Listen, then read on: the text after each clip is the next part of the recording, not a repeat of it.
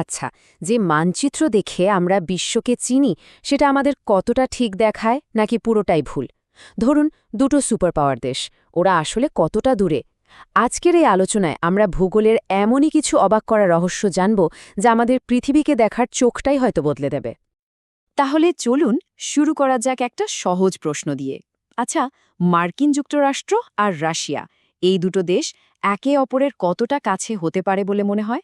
কারণ আমরা যে ম্যাপগুলো দেখি সেগুলো কিন্তু প্রায়ই আমাদের আসল দূরত্বটা ঠিকমতো বুঝতে দেয় না। শুনলে অবাক হবেন, কিন্তু এটাই সত্যি। ব্যারিং প্রণালীতে এই দুটো দেশের মধ্যে দূরত্ব মাত্র ৮২ কিলোমিটার। হ্যাঁ, ঠিকই শুনছেন, মানে আমাদের ধারণার চেয়েও অনেক অনেক কাছে। এর মানে কি দাঁড়ালো? বিশ্বের দুটো সুপার পাওয়ারকে কানেক্ট করতে একটা প্লেনে মাত্র ২০ মিনিটই যথেষ্ট। ভাবা যায়, এটা থেকে বোঝা যায় যে আমাদের মাথায় থাকা ধারণা আর আসল বাস্তবতার মধ্যে কত বড় একটা পার্থক্য থাকতে পারে। চলুন এরকম আরও কিছু ভৌগোলিক বিস্ময়ের গভীরে যাই। তো প্রথমেই কথা বলা যাক আমাদের এই গ্রহের মেরুদণ্ড নিয়ে, মানে সেই সব বিশাল পর্বতমালা যা মহাদেশগুলোর ভিত্তি তৈরি করে। প্রথমে আসি আন্দিজ পর্বতমালার কথায়। এটা হলো বিশ্বের সব থেকে লম্বা পর্বতশৃঙ্গ। অবিশ্বাস্য হলেও সত্যি, এটা প্রায় ৮,৮৫০ কিলোমিটার দীর্ঘ, মানে কলকাতা থেকে প্রায় লন্ডন পর্যন্ত। আর এটা দক্ষিণ আমেরিকার ৭টা দেশ জুড়ে ছড়িয়ে আছে। এর বিশালতাটা একবার কল্পনা করে দেখুন। এরপর আসে উত্তর আমেরিকার রকি পর্বতমালা। এটা এতটাই বিশাল যে এর মধ্যেই কিন্তু ইয়েলোস্টোন আর গ্লেশিয়ার ন্যাশনাল পার্কের মতো বিখ্যাত সব জাতীয় উদ্যান রয়েছে। মানে শুধু পাহাড়ই নয়, প্রকৃতির এক বিশাল ভাণ্ডার। আর ইউরোপের কথা বললে তো অ্যালপসের নাম আসবেই। এই কিংবদন্তিতুল্য পর্বতমালা ৮টা দেশের মধ্যে দিয়ে গেছে। তবে এর সবচেয়ে বড় পরিচয় কি জানেন? এটা রাইন, রোন এবং দানিউবের মতো বড় বড় নদীর উৎস। এই নদীগুলো ইউরোপের ভূগোল আর মানুষের জীবনযাত্রাকে শতাব্দীর পর শতাব্দী ধরে তৈরি করেছে। এই যে দেখুন, এখানে ৩টে পর্বত শ্রেণীর একটা ছোট্ট তুলনা দেওয়া আছে। একদিকে আন্দিজের বিশাল দৈর্ঘ্য, অন্যদিকে রকির প্রাকৃতিক ঐশ্বর্য আর আল্পসের আন্তর্জাতিক বিস্তার। এখান থেকে পরিষ্কার বোঝা যায় যে প্রত্যেকটা পর্বতমালা তার নিজের মহাদেশের জন্য কতটা গুরুত্বপূর্ণ। আচ্ছা, পর্বতমালার পর এবার আসা যাক আমাদের গ্রহের ধমনী বা জীবনরেখার কথায়, মানে সেই সব নদী যেগুলো সভ্যতার গতিপথ তৈরি করে দিয়েছে। যেমন ধরুন নীল নদের গল্পটা। এটা আফ্রিকার ভিক্টোরিয়া হ্রদ থেকে শুরু হয়ে বিশাল সাহারা মরুভূমির বুক চিরে উত্তরে বয়ে গেছে। এর প্রতি বছরের বন্যা দুই তীরে পলি জমিয়ে এমন এক উর্বর উপত্যকা তৈরি করেছিল যেটা না থাকলে হয়তো মিশরীয় সভ্যতার জন্মই হতো না।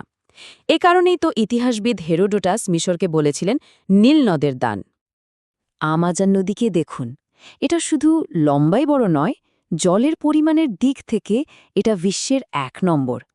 এতটাই বিশাল যে এর একার জলের পরিমাণ পরের ৭টা বড় নদীর মোট জলের চেয়েও বেশি। ভাবা যায়, এই একটাই নদী এক অবিশ্বাস্য জীববৈচিত্র্যকে বাঁচিয়ে রেখেছে। অন্যদিকে কঙ্গো নদী হল বিশ্বের সবথেকে গভীর নদী। তবে এর সবচেয়ে অবাক করা ব্যাপারটা হলো এটাই একমাত্র প্রধান নদী যেটা বিষুবরেখাকে একবার নয় দুবার পার করেছে। এর ভৌগোলিক পথটা সত্যি অসাধারণ। তো নদী পাহাড়ের পর এবার আমরা পৃথিবীর একেবারে অন্য এক রূপে যাব, চরমতম পরিবেশে, মানে মরুভূমি। এগুলো আমাদের গ্রহের সবচেয়ে কঠিন আর চ্যালেঞ্জিং জায়গাগুলোর মধ্যে অন্যতম। এখানে দুটো চরম বিপরীত ছবি দেখতে পাচ্ছি আমরা। একদিকে সাহারা, পৃথিবীর সবচেয়ে বড় উষ্ণ মরুভূমি, আফ্রিকার প্রায় ২৫% এর দখলে। আর অন্যদিকে আতাকামা, এটা হলো বিশ্বের সবথেকে শুষ্ক অমেরু মরুভূমি। আন্দিজের বৃষ্টির ছায় থাকার কারণে এর কিছু জায়গায় শত শত বছরে এক ফোঁটাও বৃষ্টি পড়েনি। আতাকামার অবস্থাটা ঠিক কতটা চরম তা এই একটা কথাতেই বোঝা যায়। এমন একটা শুষ্ক অঞ্চল যেখানে ছত্রাক আর ব্যাকটেরিয়াকেও বেঁচে থাকার জন্য লড়াই করতে হয়। মানে পরিবেশটা এতটাই প্রাণহীন যে প্রায় মঙ্গল গ্রহের কথা মনে করিয়ে দেয়।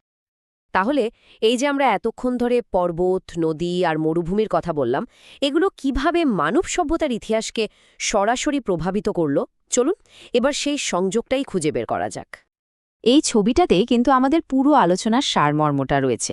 দেখুন, নীল নদ বা টাইগ্রিসের মতো নদীগুলো হয়ে উঠেছে সভ্যতার আঁতুড়ঘর।